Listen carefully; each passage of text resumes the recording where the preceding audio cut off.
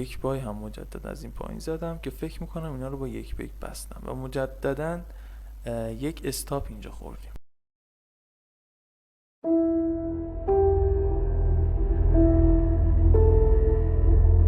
خدمت دوستان عزیزم، خیلی خیلی خوش اومدید به چنل بنده علیرضا هستم.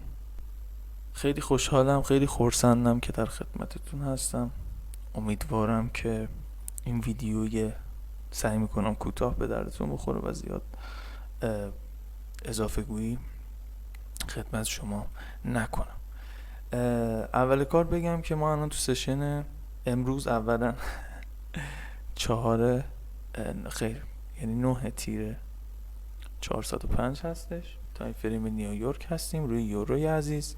ما روندش رو سعودی میدونیم و زمانی به نظر ما سل داره که بیاد این زیر دو ساختارش حفظ کنه و بس الان من فعلا خودم به شخص دنبال بای هستم. بریم سراغ دوشنبه صبح و یعنی عملا دوشنبه تایم فریم لندن و نیویورک و سه‌شنبه تایم فریم لندنش رو براتون شرح بدیم که یه شرح حالی بدیم که ببینیم چه معاملاتی گرفتیم. من اولا روند رو بریم با هم دیگه بشناسیم، ببینیم روند چجوری بوده. ببین حس میکنم بچه اینجا بهتره توضیح بدم. اینور اوکی. من اینجا خط روند رو کشیدم و عملا این 4 ساعته بنده بود که منتظر شدم ببینم اینجا رو چیکار میکنه و بعد 1 ساعته پایین تر. من حالا دیگه الان فرصت ندارم اینا رو دقیق رسم کنم، ولی خب کلیت رو شما خودتون متوجه خواهید شد، یعنی میشید. در 15 دقیقه متوجه شدیم که روند همچنان بچه‌ها سعودیه. تو لندنی که اومده بودم بهتونم توضیح میدم چه معاملاتی گرفتم. تو لندن که اومده بودم قیمت وارد یک اصلاح عمیق شده بود و از این اصلاح عمیق بالاخره در اومد، یعنی بالاخره در اومد و اینجا رو بالاخره پس گرفت و تقریبا با چند ساختار تقریبا اینجا رو با ساختار مورد نظر پس گرفت و ما فهمیدیم سودیم. پس عملا من در تایم فریم لندن باید بایر می بودم و در تایم فریم نیویورک هم نیز باید بایر می بودم. این در دوشنبه ما یعنی 8 تیر که باید چه پوزیشن هایی می زدیم. از طرفی ما همین حرکت رو تو تایم فریم یعنی تایم لندنه خدمت شما عرض شود که امروز که 9 تیر هم هست رو زدیم مجدد، یعنی به فکر بای بودیم.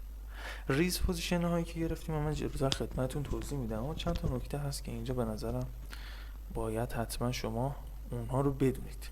قبل از اینم من اینجا ببینم اگر سناریو بای ببینم حتما بایم رو بزنم. فعلا دارم نمیبینم چیزی بچه‌ها. آره معاملات امروز هم هر چی باشه دوباره باهاتون به اشتراک خواهم گذاشت.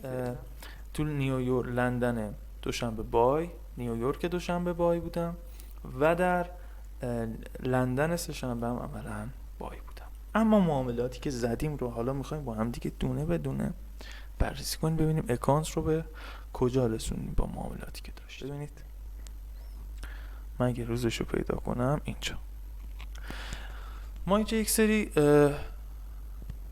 ستاپ دیدیم و من بایم رو اینجا به شخصه زدم بایم رو. بعضی که بایم رو زدم اینجا یک بای هم مجدد از این پایین زدم که فکر میکنم اینا رو با یک بیک بستم و مجددا یک استاپ اینجا خوردیم. یعنی دقیقا لندنم اینجوری شد که من اینجا رو بای زدم، رفت به سمت تارگت و بستم پوزیشنم رو و سپس دوباره به سمت پایین حرکت کرد و اون یکی استاپ من رو زد. پس عملا من اینجا رو سر به سر بستم و به محض اینکه من میدونستم کلا مارکت بای داره، ولی خب این شروع اصلاحش بود، من این اصلاح حقیقت نتونستم تشخیص بدم.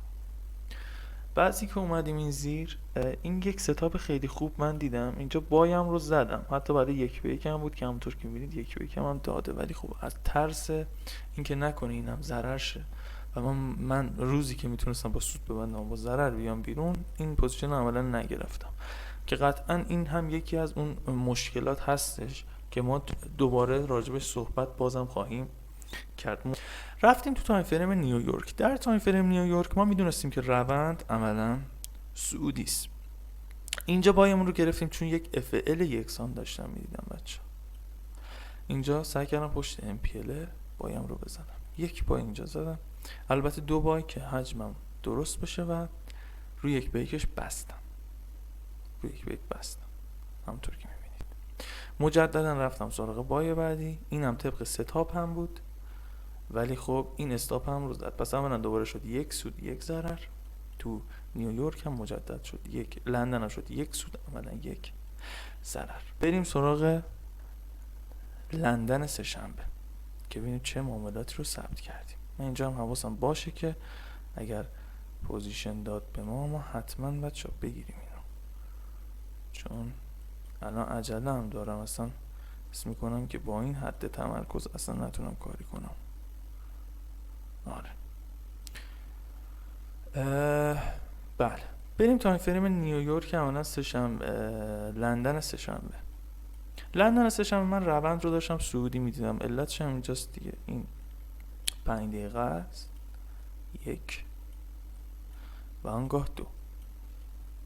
در نتیجه من کلا به فکر پای بودم، به محض اینکه لندن هم شروع شد 1 بای رو اینجا زدم، برای 1 به 1ش بستم همونطور که دارید میبینید و سپس یک ستاپ هم اینجا دیدم و اون ستاپ هم دوباره 1 به 1 گرفتم و اومدم عملا بیرون همونطور که میبینید. پس فعلا این تقریبا 3 تا سشن معاملاتی که گذشته ما تقریبا رونده رو درست فهمیدیم، ولی اگر بخوام یک جمع‌بندی کنم،